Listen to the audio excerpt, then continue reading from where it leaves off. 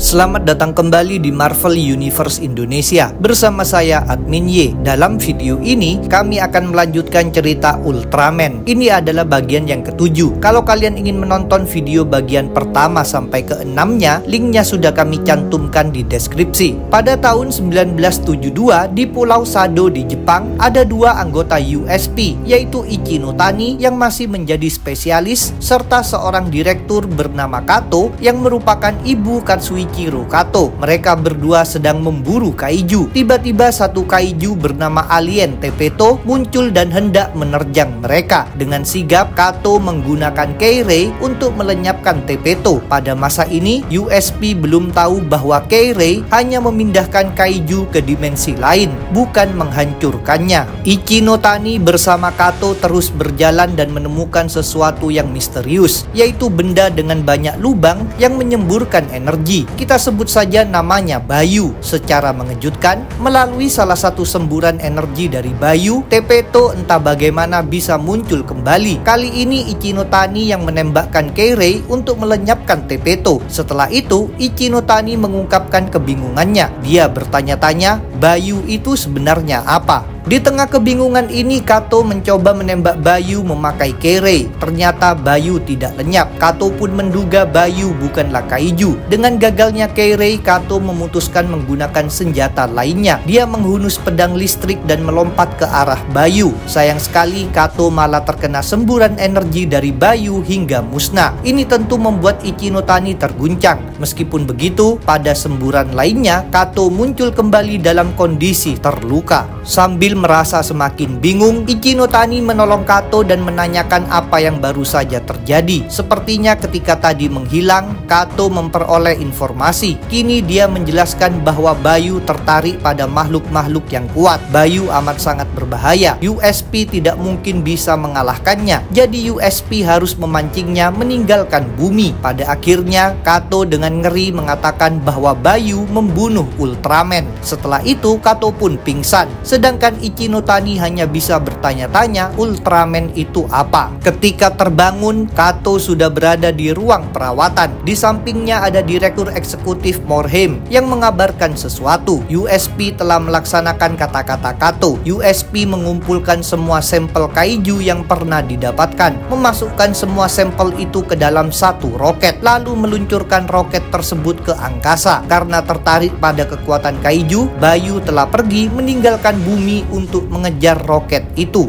Berikutnya, Morhaime bertanya apa yang Kato ketahui tentang para Ultra. Maka Kato menjawab sekarang dia menyadari kenapa Morhaime takut pada para Ultra. Begitu mendengarnya, Morhaime sontak terkejut. Dia bingung kenapa Kato bisa tahu. Kato pun mengaku pernah berada di masa depan.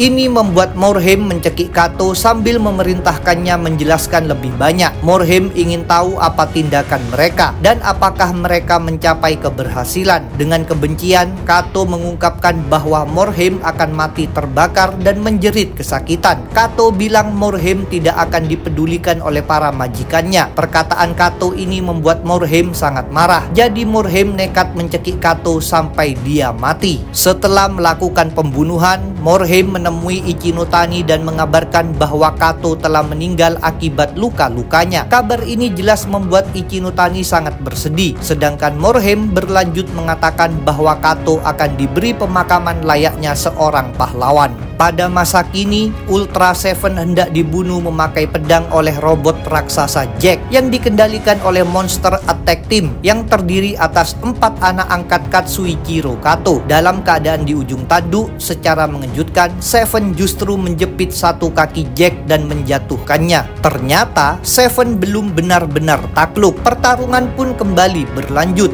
Jack melompat dan hendak menebas Seven. Maka Seven berusaha menahan Jack. Baku hantam ini disaksikan pula oleh Shin Hayata dan Ultra. Shin tidak mau Seven dibunuh oleh Jack, maka dia menghubungi Kiki Fuji. Shin meminta Kiki mengulur waktu, sedangkan Shin sendiri akan mencari cara menyelesaikan semua ini tanpa kematian. Untungnya Kiki mengaku bisa melaksanakan permintaan Shin. Kiki bersama spesialis ide lalu berangkat memasuki Kato Tower dan menemui Katsuhiko Kato yang terkejut dengan kehadiran mereka. Kato Tower sudah dipakai dipasangi sistem keamanan yang canggih. Jadi seharusnya mereka tidak bisa sembarangan masuk. Di hadapan Kato, ID menjatuhkan berbagai peralatan. Rupanya sistem keamanan Kato Tower memang telah dimatikan oleh ID. Kato pun mengakui ID memang sangat cerdas. Setelah itu Kato mengeluarkan pistol lalu menodongkannya pada Kiki dan ID. Kato menegaskan dirinya tidak mau ditangkap oleh USP. Kiki pun berusaha menenangkan Kato. Dia mengaku bukan datang sebagai bagian dari USP. Dia membeberkan bahwa Morhaime punya rencana misterius entah apa. Jadi USP memang tidak bisa dipercaya. Kata-kata tersebut membuat Kato mulai melunak dan berhenti menganggap mereka sebagai musuh.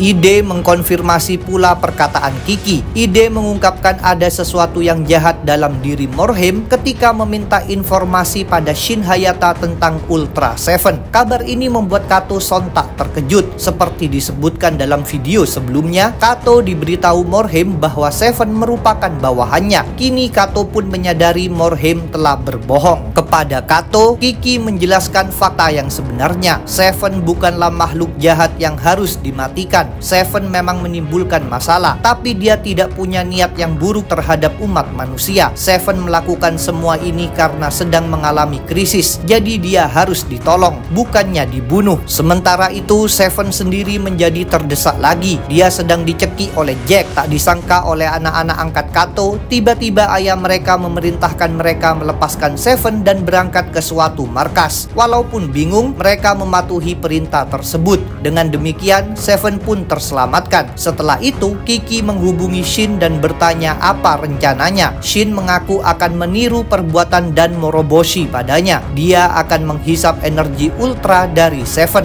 Dia berharap cara ini akan mengubah Seven menjadi Dan.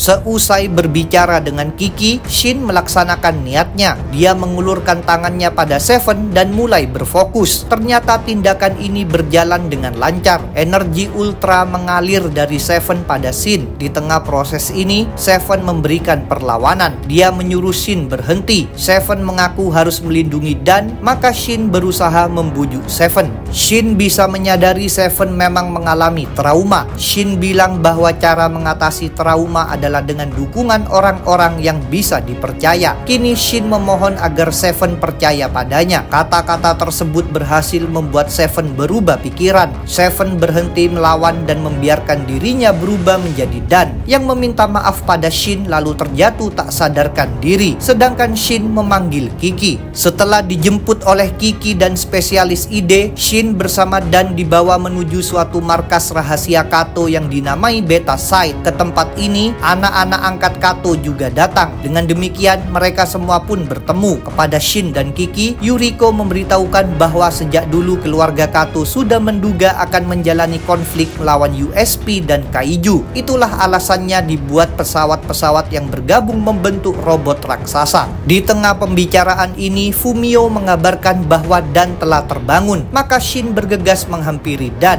yang lagi-lagi meminta maaf. Namun bukan itu yang Shin inginkan. Shin membeberkan bahwa dirinya memperoleh memori Seven. Jadi Shin tahu bahwa Seven mengalami kematian berulang kali di Kaiju Limbo. Sekarang Shin ingin tahu apa yang terjadi setelahnya. Tentang hal itu, Dan bilang akan memperlihatkannya secara langsung. Dan menyentuh Shin dan membuatnya memperoleh ingatan lagi. Di Limbo, Seven bersama Dan menyadari sesuatu yang sangat buruk. Pikiran Seven tidak sanggup lagi menanggung tekanan sangat berat akibat kematian dan kebangkitan berulang-ulang. Apalagi Seven sudah lama tidak memperoleh cahaya dari bintang. Akibatnya, Seven akan mengalami kondisi semacam hibernasi atau mati suri. Dia akan tersimpan dalam keadaan tidak aktif di dalam pikiran Dan. Suatu hari nanti, apabila Dan entah bagaimana mampu meloloskan diri dari Limbo lalu mendatangi Land of Light, maka para ultra lainnya mungkin akan mampu membangkitkan kembali Seven. Meskipun begitu, Seven tidak mau dan merasa terbebani. Seven sudah pasrah walaupun nantinya tidak akan pernah dipulihkan lagi. Kini sebelum menghilang, Seven mengaku merasa menyesal sebab akan meninggalkan Dan sendirian. Sedangkan Dan menyampaikan rasa terima kasihnya kepada Seven yang selama ini telah melindunginya. Pada akhirnya, Seven pun menghilang. Berikutnya, Dan hanya bisa menyusuri kaiju limbo seorang diri. Dia mengalami nasib mengenaskan. Dia berkali-kali mati dibunuh kaiju, lalu hidup lagi, lalu dibunuh lagi. Semua ini bahkan terjadi sampai ribuan kali. Setelah mengalami lebih dari 3.100 kematian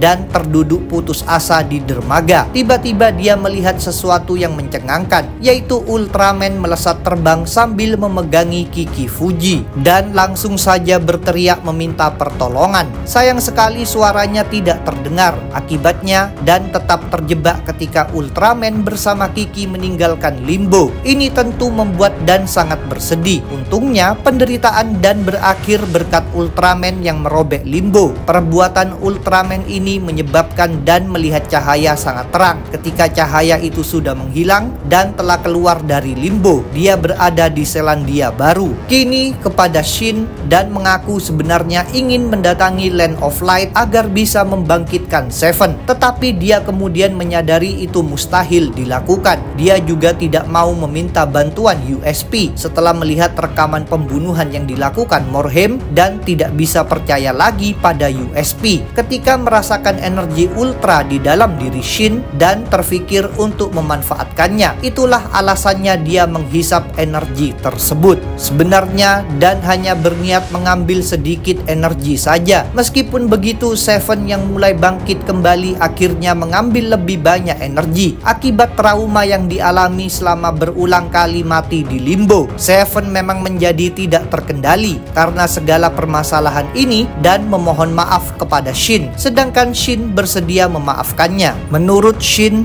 Dan wajar berbuat begitu sebab telah mengalami penderitaan berat di limbo. Shin mengatakan Dan tidak akan sendirian lagi. Dia juga mengajak Dan bertemu orang-orang lainnya. Kemudian dilakukan rapat keluarga Kato dengan Shin dan Kiki serta spesialis ide. Dalam pertemuan ini, Katsuichiro Kato membeberkan sesuatu yang mengejutkan. Morhaime sejak dulu sebenarnya memiliki energi yang sangat besar entah dari mana. Dulu sebelum keluar dari USP, Kato sempat menyerap sedikit energi tersebut. Dia lalu memanfaatkan energi itu sebagai sumber tenaga untuk pesawat MAT. Energi ini terbawa pula dalam robot kaiju buatan Nikaido, sebab Nikaido memanfaatkan teknologi Kato. Informasi ini membuat Shin langsung menyadari sesuatu. Energi itulah yang dilihat olehnya dan Ultra di Islandia. Dengan terungkapnya segala fakta tersebut, Dan berpendapat masalah ini bukan sekedar konflik dengan USP. Menurut Dan, keanehan Morhaime pasti ada hubungannya dengan kemunculan para kaiju di berbagai planet. Dengan kata lain, ini adalah krisis galaksi. Ini jelas sesuatu yang sangat buruk. Walaupun begitu, Shin berusaha tetap bersemangat. Dia mengingatkan bahwa mereka sudah mulai mengacaukan rencana Morhaime. Selama ini, Morhaime menyembunyikan kenyataan dari orang-orang. Dia juga mengadu domba keluarga Kato dan Ultra agar saling membunuh. Tetapi kini mereka justru tidak lagi bermusuhan. Mereka sudah mengetahui kebusukan Morhaime dan bersatu demi menentangnya. Ini merupakan suatu kemenangan awal. Berkebalikan dengan optimisme Shin, Dan justru tampak murung. Dia mengaku tidak akan bisa banyak membantu karena energi ultranya dihisap oleh Shin dan tidak bisa memakai wujud Ultra Seven. Tak disangka oleh Dan, Shin kemudian memberikan sebagian energi ultranya kepada Dan. Dengan demikian, Dan akan mampu berubah lagi. Dia pun berterima kasih pada Shin dan berjanji akan berjuang dengan baik.